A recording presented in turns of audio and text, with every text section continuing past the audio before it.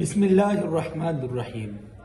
حضرت ابو مالک اشعری کی وفات کا جب وقت قریب آیا تو فرمایا، اے لوگو، یہ بات لوگوں تک پہنچا دینا کہ میں نے حضور نبی کریم صلی اللہ علیہ وسلم کو یہ فرماتے ہوئے سنا ہے کہ دنیا کی مٹھاس آخرت کی کڑواہٹ ہے اور دنیا کی کڑواہٹ آخرت کی مٹھاس ہے۔ تو اس کا صاف صاف مطلب ہوا کہ اگر تم یہ چاہتے ہو کہ آخرت میں تمہیں نعمتوں سے مالا مال کیا جائے اور تمہیں جنت جیسی نعمت عطا ہو اور تمہیں بغیر حساب کتاب کے جنت میں داخل کیا جائے تو تمہیں دنیا کی کڑواہٹ کو قبول کرنا پڑے گا۔ اور اگر ایسا نہیں چاہتے یہ ہو کہ تمہاری آخرت خراب ہو، برباد ہو، تمہیں جنت سے دور کیا جائے، اللہ کی رحمتوں سے دور کیا جائے، جنت کی نعمتوں سے دور کیا جائے، تو پھر تم دنیا کی مٹھاس میں لگے رہو۔